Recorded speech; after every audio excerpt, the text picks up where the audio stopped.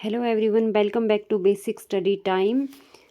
तो आपको पता होगा कि हमने ये सीरीज़ स्टार्ट की है जिसमें हम previous year question paper discuss कर रहे हैं। जो जितने भी एचपी पीजीटी की तैयारी कर रहे हैं या एचपी में अदर एग्ज़ाम्स की तैयारी कर रहे हैं, तो पेपर वन के लिए ये बहुत इंपॉर्टेंट सीरीज़ रहने वाली है।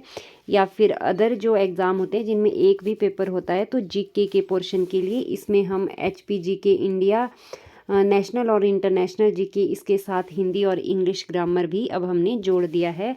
तो इस तरह से बहुत हेल्पफुल वीडियो आपके लिए रहने वाला है। तो चलिए स्टार्ट करते हैं। आज का फर्स्ट क्वेश्चन है, दुनिया में सबसे महंगा खून किस जीव का होता है? तो ये होता है केकड़े का। देखिए, सबसे महंगा खून होता है और ये कौन से रंग का होता है? नीले रंग का। ये जो है कॉपर बेस्ड होमोसाइनिन की वजह से जो है इसका रंग नीला होता है। अब देखिए नेक्स्ट क्वेश्चन है, सर्वप्रथम गेहूं की फसल किस देश में उगाई गई थी? तो सबसे पहले गेहूं की फसल जो है ये उगाई गई थी तुर्की में। ऑप्शन नंबर बी इसका सही आंसर रहेगा, तुर्की में। नेक्स्ट क्वेश्चन है, लाल नदी किस देश में बहती है? तो लाल नदी हमारी बहती है वियतनाम में। नेक्स्ट है, किस वृक्ष को काटने पर बच्चों की तरह आवाज करता है? कौन सा वृक्ष है? वो है मिट्रिक का पेड़। कौन सा? मिट्रिक का। नेक्स्ट है, ऐसा कौन सा जीव है जो लगातार 3 साल तक सोता है? तो 3 साल तक सोने वाला जीव है घोंगा, यानी कि स्नेल। घोंगा जो है स्वभाव में निशाचर प्राणी है और ये नमी युक्त घास के मैदान या फिर बगीचों में पाया जाता है जहाँ पर नमी होती है। नेक्स्ट क्वेश्चन देखिए, भारतीय मुद्रा का नाम रुपया किसने रखा? तो भारतीय मुद्रा का नाम रुपया शेरशाह ने रखा है। किसने रखा है? शेरशाह ने। अब शेरशाह का टाइम पीरियड देखिए, 1540 से लेकर 45 ईस्वी तक भारत पर शासन किया है और सूर साम्राज्य का संस्थापक शेरशाह सूरी को माना जाता है। बचपन का नाम फरीद खान था। ये भी प्रीवियस ईयर क्वेश्चन पेपर में पूछा गया है। तो क्या क्या स्टार्ट किया? एक तो चांदी का रुपया जारी किया, डाक प्रथा आरंभ की और ग्रैंड ट्रंक रोड की जो है मुरम्मत करवाई है शेरशाह सूरी ने। नेक्स्ट क्वेश्चन है, जियो और जीने दो का नारा किसने दिया? तो ये नारा दिया है महावीर स्वामी ने। महावीर स्वामी जो जैन धर्म के 24वें और अंतिम तीर्थकर थे। महावीर का जन्म कहाँ हुआ था? ये कुंडग्राम वैशाली में हुआ था और 540 ईस्वी में हुआ था। ईस्वी में नहीं, ईसा पूर्व में। और पिता का नाम सिद्धार्थ और माता का नाम त्रिशला था। महावीर ने अपने उपदेश प्राकृत भाषा में दिए हैं और महावीर के जो प्रथम अनुयायी थे वो उनका दामाद जामिल था। नेक्स्ट देखिए, किस देश में प्लास्टिक के नोट पाए जाते हैं? तो प्लास्टिक के नोट ऑस्ट्रेलिया में पाए जाते हैं। कहाँ पर पाए जाते हैं? ऑस्ट्रेलिया में। नेक्स्ट है, किस पेड़ के नीचे सोने से इंसान मर जाता है? तो ये होगा नीम के पेड़ के नीचे सोने से। नेक्स्ट है, सास बहू मंदिर कहाँ स्थित है? तो ये सास बहू मंदिर उदयपुर में है और उदयपुर कहाँ है? उदयपुर राजस्थान में है और ये मंदिर जो है भगवान विष्णु को समर्पित है। नेक्स्ट देखिए, एचपी के किस जिले ने पोषण अभियान में सर्वश्रेष्ठ जिले का पुरस्कार जीता है? तो ये जीता है सोलन जिले ने। नेक्स्ट है, एचपी में पैराग्लाइडिंग प्रशिक्षण संस्थान स्थापित किया जाएगा। तो ये किया जाएगा बीर बिलिंग में। यहाँ पर मैंने ऑप्शन में नहीं लिखा है, तो ये बीर बिलिंग में किया जाएगा। बीर बिलिंग जो है कांगड़ा में है और ये पैराग्लाइडिंग के लिए फेमस जगह है। नेक्स्ट देखिए, चिनाब नदी का वैदिक नाम क्या है? तो वैदिक नाम देखिए यहाँ पर सब नदियों के। चिनाब नदी का वैदिक नाम है असिकनी, व्यास नदी का है अर्जिकिया, सतलुज का है सुतुद्री और यमुना का है कालिंदी और रावी नदी का वैदिक नाम है पुरुषानी। अब देखिए, हिमाचल में भारतीय संघ में विलय होने वाला हिमाचल से भारतीय संघ में विलय होने वाला पहला राज्य कौन सा है? हिमाचल से जो है ठियोग रियासत पहली रियासत थी जो भारतीय संघ में विलय हुई थी। और ठियोग रियासत की स्थापना जयचंद या फिर जयचंद ने की थी। नाम कहीं पर जयचंद लिखा हुआ आता है और कहीं पर जयचंद भी आता है। तो कृष्णचंद जो है ठियोग रियासत के अंतिम शासक थे जब ये रियासत जो है भारत में विलय हुई। नेक्स्ट देखिए, किसने 1819 ईस्वी में शिमला की खोज की थी? तो शिमला की खोज लेफ्टिनेंट रोज ने की थी 1819 में जो है जब उसकी खोज की। उसके बाद लकड़ी का मकान यानी कॉटेज शिमला में बनवाया था किसने? लेफ्टिनेंट रोज ने। अब देखिए 1822 में चार्ल्स पैट कैनेडी ने शिमला में पहला पक्का मकान बनवाया था। इस मकान को जो है कैनेडी हाउस के नाम से भी जाना जाता है। उसके बाद देखिए 1827 में governor general Lord Amherst Shimla आए और ग्रीष्मकालीन प्रवास के दौरान जो है इस कैनेडी हाउस में वो ठहरे थे। नेक्स्ट है लॉर्ड एमहर्स्ट के शब्द देखिए, मैं और चीन के राजा आधी मानव जाति पर राज करते हैं फिर भी हमें नाश्ते का समय मिल जाता है। तो ये शब्द किसने कहे थे? लॉर्ड एमहर्स्ट ने। फिर है हिमाचल प्रदेश का सबसे बड़ा ग्लेशियर है। तो एचपी का जो सबसे बड़ा ग्लेशियर है वो बड़ा शिगड़ी ग्लेशियर है और ये लाहौल स्पीति जिले में पड़ता है और इसकी लंबाई 25 किलोमीटर है। और इस ग्लेशियर से चंद्रा नदी को पानी मिलता है और चंद्रताल झील जो है इसी ग्लेशियर से बनती है। अब नेक्स्ट देखिए गेफांग ग्लेशियर के बारे में यहाँ ऑप्शन में दिया है गेफांग ग्लेशियर। ये जो गेफांग ग्लेशियर है, गेफांग पर्वत चोटी को लाहौल का मणिमहेश भी कहा जाता है। ये जो गेफांग पर्वत चोटी है इसकी आकृति स्विट्जरलैंड के मैटर हॉर्न से मिलती है। अब है कुल्टी ग्लेशियर। ये ग्लेशियर भी लाहौल स्पीति में है। गेफांग ये तीनों ग्लेशियर लाहौल स्पीति में है।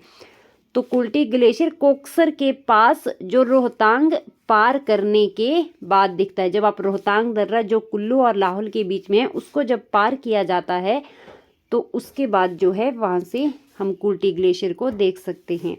नेक्स्ट है यशवंत सिंह परमार के राजनीतिक गुरु कौन थे? तो ये थे चौधरी शेर सिंह जंग।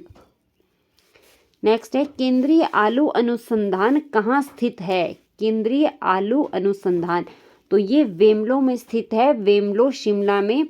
अब देखिए सेंट्रल पोटैटो रिसर्च इंस्टीट्यूट इसको कहा जाता है इंग्लिश में। तो ये वेमलो शिमला में है और 1949 में इसे पटना बिहार में स्थापित किया गया था और 1956 में इसको शिमला स्थानांतरित किया गया। फिर देखिए भारत के किस गवर्नर जनरल ने अक्टूबर 1871 में मंडी की यात्रा की थी? तो ये लॉर्ड मेयो ने की थी।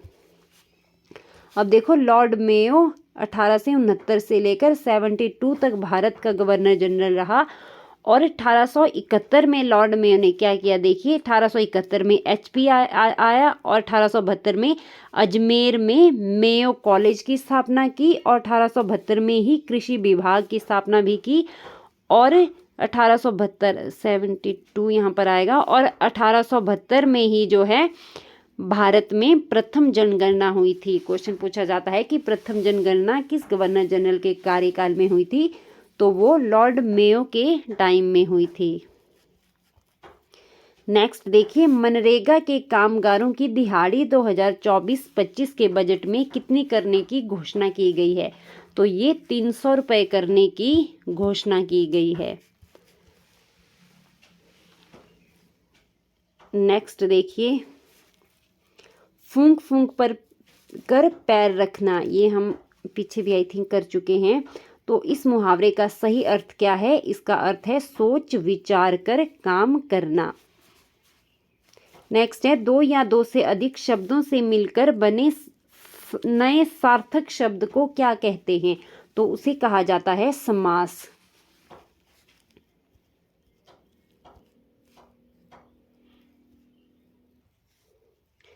नेक्स्ट है व का उच्चारण स्थान क्या है? तो व का उच्चारण स्थान है दंतोष्ठ्य।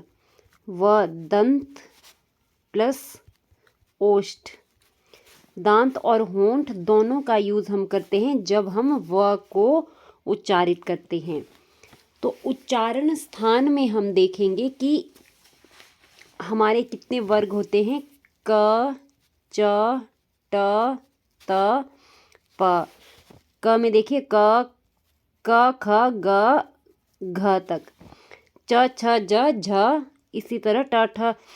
लास्ट वाले पांचवें वर्ण को छोड़ के बाकी 4 तक जो है क वर्ग का उच्चारण स्थान हमारा होता है। क वर्ग का उच्चारण स्थान होता है कंठ से, याद रखना है। च वर्ग का होता है तालु से। क, च, ट, त और प। ट वर्ग का होता है मूर्धा से, मूर्धा। त वर्ग का हमारा होता है दंत से, दंत। उच्चारित करके देखना है, प्रैक्टिस करके। प वर्ग का होता है ओष्ठ से। इसको देखिए कैसे याद करना है। क, च, ट, त, प। ये तो बोल बोल के 3-4 बार बोल के ये याद हो जाएगा और वर्ण तो आपको याद होंगे ही। क में देखिए कंठ, तालु, मूर्धा, दंत, ओष्ठ। कंठ, तालु, मूर्धा, दंत, ओष्ठ। अलग से याद करने की जरूरत नहीं है कि हम अब अलग। अगर आपसे पूछा जाए कि 6 वर्ण है, इसका उच्चारण स्थान बताइए, तो आपको पता है च वर्ग का उच्चारण स्थान क्या है, तालु। तो च इसी में आता है, च, छ, ज, झ। तो इनका उच्चारण स्थान क्या होगा, तालु। इसी तरह थे 2-3 बार बोल के कंठ, तालु, मूर्धा, दंत, ओष्ठ। क, च, ट, त, प। इसी तरह से इनको याद करना है। बहुत बार उच्चारण स्थान भी पूछे जाते हैं। इसके लिए मैं आपको बताना चाहूँगी ग्रामर से रिलेटेड, कल की वीडियो में भी मैंने ये बात कही थी कि एग्ज़ाम विवेचना चैनल पर हमने पूरा ग्रामर जो है डिस्कस किया है। उससे रिलेटेड हमने एक सीरीज़ वहाँ पर निकाली थी, उसमें हमने पूरा ग्रामर डिस्कस किया है। और साथ ही अगर आप ग्रामर के नोट्स लेना चाहते हैं तो आप उसके लिए भी हमें व्हाट्सएप कर सकते हैं। तो व्हाट्सएप नंबर देखिए 821229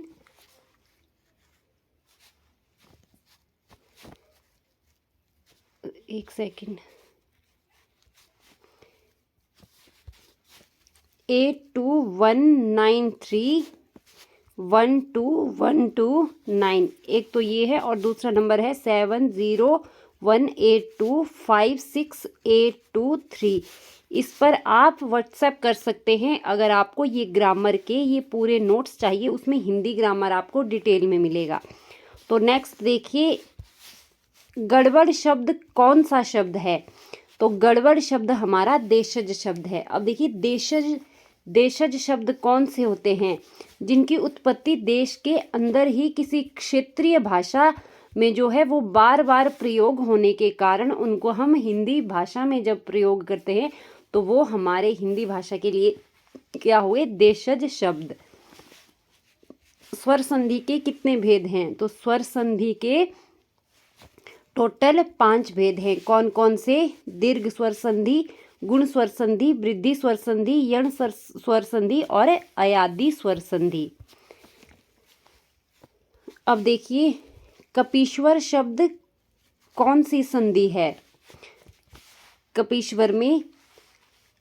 कपीश्वर शब्द में दीर्घ स्वर संधि है।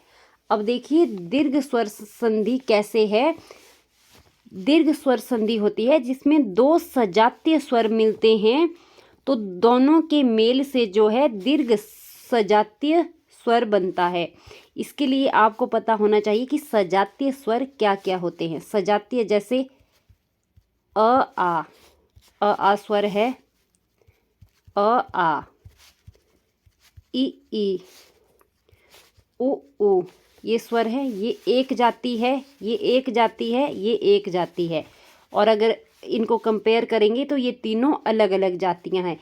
इसी तरह से एक ही जाति के सजातीय स्वर, एक ही जाति के 2 स्वर जब मिलेंगे तो उनको मिलाने से जो है दीर्घ स्वर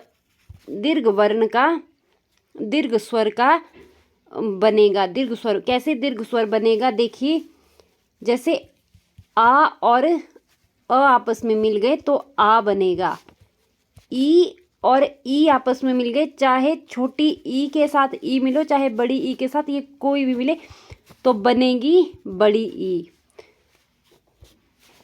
तो दीर्घ स्वर हरिस्व छोटे लघु स्वर कौन से होते हैं, अ ई उ।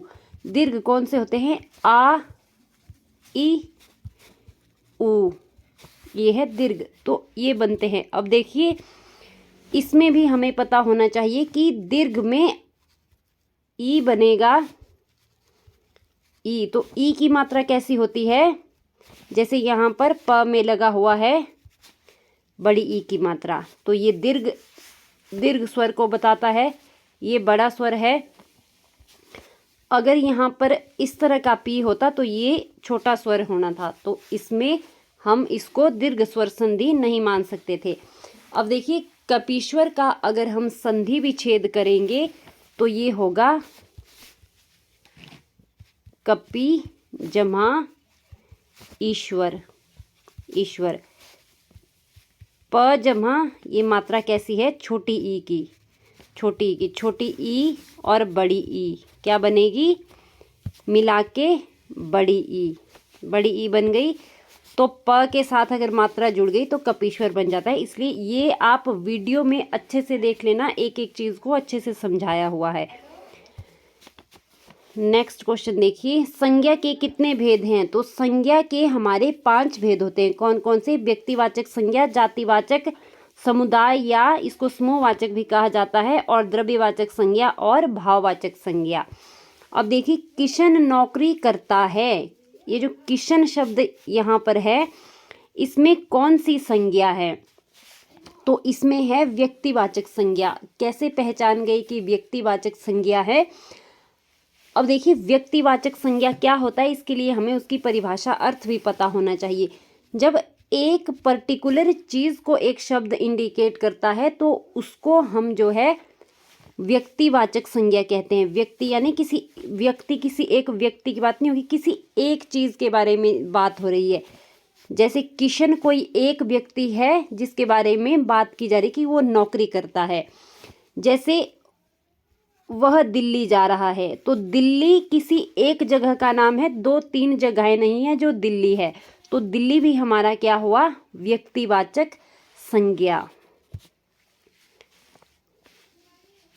तो नेक्स्ट देखिए, भगवान करे घर घर सीताएं हो। अब ये सीताएं जो है ये कौन सी संज्ञा है, तो सीताएं यहाँ पर जातिवाचक संज्ञा है। यहाँ पर सीता किसी एक माता सीता की बात नहीं हो रही है। अगर एक बोला जाता कि माता सीता की बात अगर होती तो ये यहाँ पर व्यक्तिवाचक संज्ञा में काउंट होती, मगर यहाँ पर माता सीता जैसी उस स्वभाव की, उस चरित्र की लड़कियों की बात हो रही कि उस चरित्र की लड़कियां घर घर में हो, तो ये उस चरित्र को सबके ऊपर जो है लागू करके ये बात की जा रही है। तो ये एक जाति को दर्शाती है कि उनके चरित्र की कैसी जाति, कैसा उनका चरित्र था, कैसा उनका स्वभाव था, वैसे स्वभाव की लड़कियां जो है घर घर में होनी चाहिए। तो उसके लिए ये एक जाति को इंडिकेट करती है। जैसे यहाँ पर हो सकता था माता सीता बहुत अच्छा खाना पकाती थी, तो यहाँ पर सीता जो है व्यक्तिवाचक है। तो इस तरह से ये पहचानना है। नेक्स्ट देखिए, वह दूध पीकर सो गया। दूध पीकर, पहले उसने दूध पिया बाद में वो सो गया, 2 चीज़ें हुई हैं।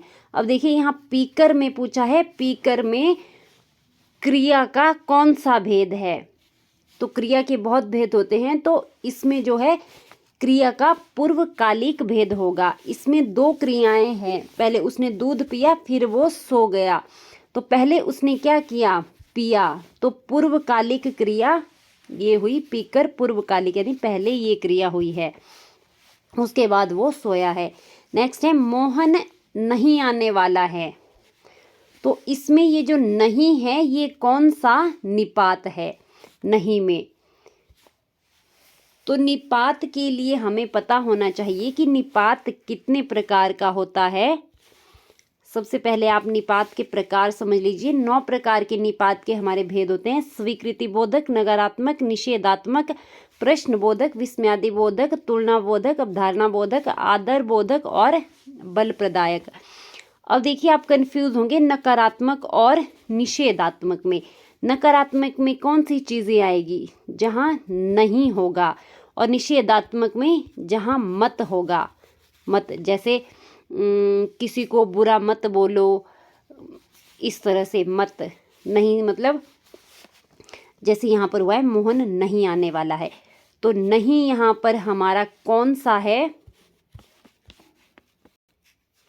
तो ये नकारात्मक, तो ये होगा हमारा नकारात्मक निपात। नकारात्मक में क्या होगा, नहीं या फिर जी नहीं। जैसे मैं खाना नहीं खाऊंगी, तो वो नहीं भी इसमें आएगा। बच्चे को मत डांटो, मत किस में आएगा, सॉरी मत किस में आएगा हमारा निषेधात्मक में, और नहीं किस में आएगा नकारात्मक में। इस चीज़ को याद रखना है।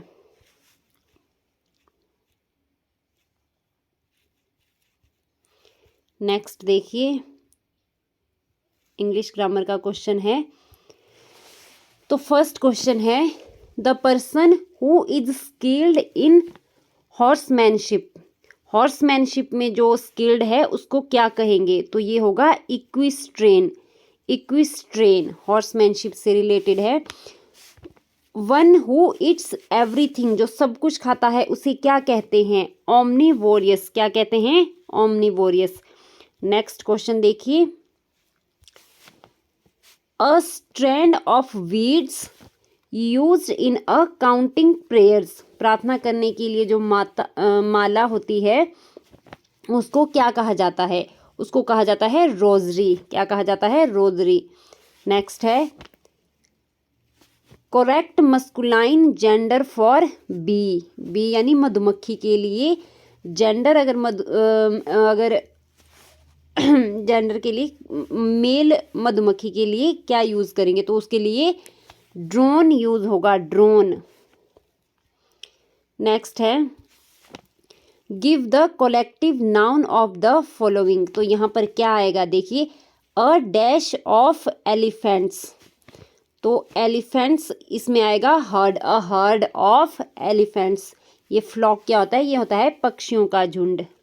और लिटर क्या होता है, लिटर होता है एक ही माँ से जन्मे बहुत सारे, जैसे एक बिच होती है तो वो, या फिर कोई बिल्ली हो तो वो बहुत सारे, अगर 5 बच्चों को जन्म देती है तो उन 5 को लिटर कहा जाएगा। अ डैश ऑफ हे, तो इसमें आएगा अ बंडल ऑफ हे। हे क्या होता है, गाय को घास, सूखा घास जो डालते हैं उसको हे कहा जाता है।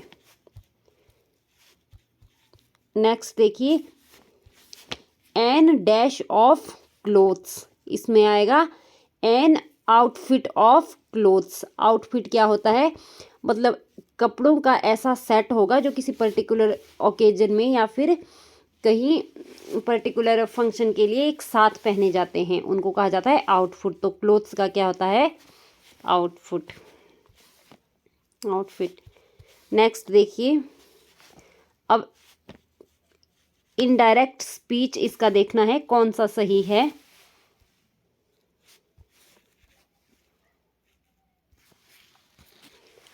यहाँ पर डायरेक्ट स्पीच दिया हुआ है, देखिए she said I will do my work my self.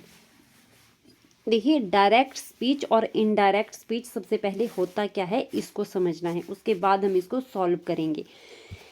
जैसे मैंने कहा मैं खाना नहीं खाऊंगी, मैंने कहा, ये बात मैंने कही है।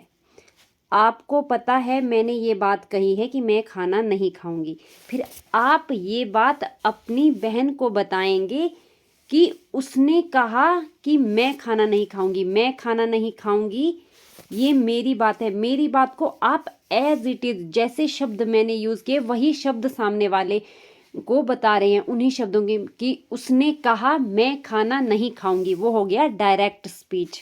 डायरेक्ट मेरे शब्दों को आप आगे डिलीवर कर रहे हैं तो वो होता है इस तरह से इन्वर्टेड कॉमास में आप किसी को बात बताते हैं। अगर आप बात बताते हैं अपनी बहन को, किसी दूसरे व्यक्ति को, यही बात जो मैंने कही कि मैं खाना नहीं खाऊंगी, आप इसको अपने शब्द में कन्वर्ट करके बताते हैं कि उसने कहा, ये तो यही होगा कि उसने कहा कि वह खाना नहीं खाएगी।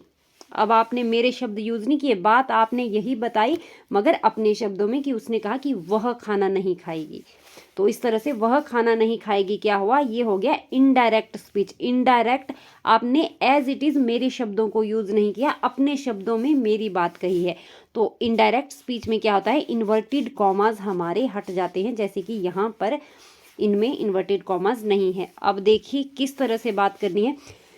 She said I will do my work my self. उसने कहा, क्या कहा कि मैं अपना काम खुद कर लूंगी। इसको कन्वर्ट करना है इनडायरेक्ट में। अब कैसे कन्वर्ट करेंगे कि उसने कहा कि वह अपना काम खुद कर लेगी, इस तरह से। अब देखिए वह होगा तो आई की जगह क्या आएगा, लड़की की बात है। अब यहाँ पर शी है तो आई उसके अकॉर्डिंग ही चेंज होगा। तो आई की जगह हमारा क्या आएगा, शी आएगा। तो विल किस में चेंज होगा, विल वुड में चेंज होगा। अब देखिए इसमें थोड़े से हमें वो इसके रूल्स याद रखने पड़ते हैं। एक बार मैं थोड़ा शॉर्टकट में बता देती हूँ। अगर देखिए सिंपल टेंस होगा, सिंपल पास्ट इंडेफिनेट, जिसमें फर्स्ट फॉर्म यूज होती है, तो उसको हम सेकंड फॉर्म में कन्वर्ट करते हैं, यानी कि उसको सिंपल प्रेजेंट हुआ तो सिंपल पास्ट में वो बन जाता है। इसी तरह से अगर इज एम आर हुआ किसमें, डायरेक्ट स्पीच में, अगर इज एम आर यूज होता है तो इनडायरेक्ट बनाने के लिए हम उसमें वाज वर लगाएंगे। अगर वाज वर होता है डायरेक्ट स्पीच में तो इनडायरेक्ट स्पीच में हम उसमें हैड बीन लगाएंगे। क्या लगाएंगे, हैड बीन। अगर डायरेक्ट स्पीच में हैज बीन और हैव बीन है तो आगे क्या लगेगा, हैड बीन। तो अब देखिए विल अगर है, एक सेकेंड,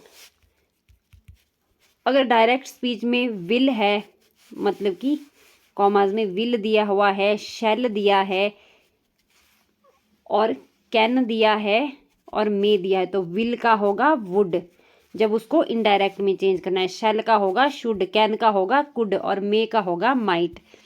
तो अब देखिए विल की जगह तो क्या आएगा, वुड। तो आई की जगह क्या आएगा, शी, कि वह अपना काम खुद करेगी। अब देखिए ऑप्शन नंबर डी देख लीजिए, she said that she would, यहाँ पर शी वुड है, do her work her self, यहाँ माई है तो माई का क्या होगा, हर सेल्फ। लड़की की बात हो रही है तो हर आएगा। अगर यहाँ पर ही होता तो यहाँ पर ही आना था और यहाँ पर हिज, तो यहाँ शी है तो हर सेल्फ आएगा। तो इस तरह से ऑप्शन नंबर डी इसका सही आंसर है।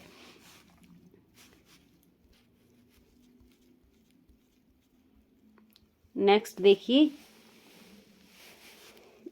What do you want, she asked him. वह उससे पूछती है, किससे, हिम से। हिम यानी लड़के की बात हो रही है। व्हाट डू यू वांट, तो यहां पर देखिए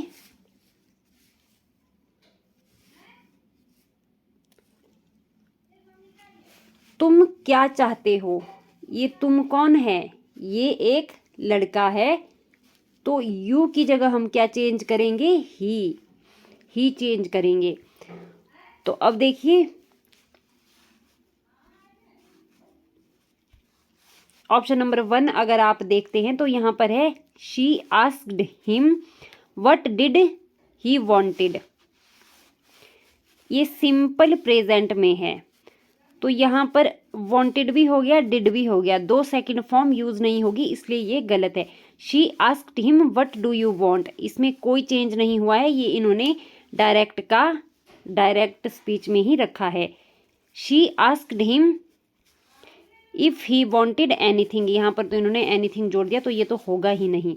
तो she asked him that what he wanted, she asked him, वह उससे पूछती है, हिम के अकॉर्डिंग ही यू चेंज हुआ क्योंकि वो लड़के से बात कर रही है कि दैट वट ही वॉन्टेड, कि वह क्या चाहता है। नेक्स्ट देखिए, the teacher said to me, teacher ने मुझसे कहा, you were absent from the class yesterday, कि तुम क्लास से अब्सेंट थे। कब अब्सेंट थे? यस्टरडे। अब देखिए, जब डायरेक्ट से इनडायरेक्ट स्पीच में जाना है तो यस्टरडे भी चेंज होता है, किसमें? द प्रीवियस डे में। किसमें? प्रीवियस डे में। अब देखिए, इसमें भी दो चार शब्द मैं आपको बता देती हूँ इंपॉर्टेंट। एक तो यस्टरडे होगा प्रीवियस डे में, अगर नेक्स्ट डे दिया होगा आपके पास डायरेक्ट स्पीच में, तो इनडायरेक्ट स्पीच में वहाँ हो जाएगा the following day, following day. अगर यहाँ पर टुमारो दिया होगा डायरेक्ट में, तो टुमारो का हो जाएगा द नेक्स्ट डे। क्या हो जाएगा? Next day. या फिर डे आफ्टर टुमारो होगा तो ये भी ठीक होगा। अब देखिए, नाउ होगा अगर डायरेक्ट में, तो इनडायरेक्ट में वो देन हो जाएगा। अगर दिस होगा तो इनडायरेक्ट में वो दैट हो जाएगा। अगर अगो होगा तो इनडायरेक्ट में वो बिफोर हो जाएगा। इस तरह से ये याद ध्यान रखना है। तो यहाँ देखिए क्या पूछा गया है, एक तो यस्टरडे पूछा गया है, यस्टरडे पूछा गया है तो याद रखना है द प्रीवियस डे इसमें आना चाहिए। यहाँ पर वर देखिए, मैंने आपको पहले बताया था कि जहाँ पर वाज बर होगा वहाँ पर किस में चेंज होगा? हैड बीन में, हैड बीन में। तो सबसे पहले यही देखिए कि हैड बीन किस किस में नहीं है। इसमें हैड बीन है, इसमें नहीं है, इसमें हैज़ बीन है तो ये तो गलत हो गया, और इसमें भी नहीं है तो ये भी गलत हो गया। हैड बीन यहाँ पर भी है और यहाँ पर भी है। अब देखना है यस्टरडे का, ये तरीका है, अगर आपको ज़्यादा नहीं आता है, छोटे मोटे रूल आते हैं। यस्टरडे में देखिए क्लास यस्टरडे, तो यहाँ पर यस्टरडे है तो ये भी नहीं होगा, तो ऑप्शन नंबर ठीक, यहाँ पर प्रीवियस डे भी है और हैड बीन भी है, तो ऑप्शन नंबर डी हमारा सही है। तो अब देखिए क्या बनाया गया है इसको, the teacher said to me you were absent from the class yesterday, तुम क्लास में अब्सेंट थे। कब थे? पिछले कल तुम क्लास में अब्सेंट थे। The teacher told me, teacher ने मुझसे कहा, that I had been absent, मैं अब्सेंट था। यू का क्या हो गया? आई। ये टीचर की कही हुई बात थी, अब मैं अपने तरीके से इसको बोल रहा हूँ, तो I had been absent from the class the previous day. तो इस तरह से, तो ये था हमारा आज का वीडियो। अगर आपको वीडियो अच्छा लगा हो तो वीडियो को लाइक करें, शेयर करें और चैनल को सब्सक्राइब कर दें। धन्यवाद।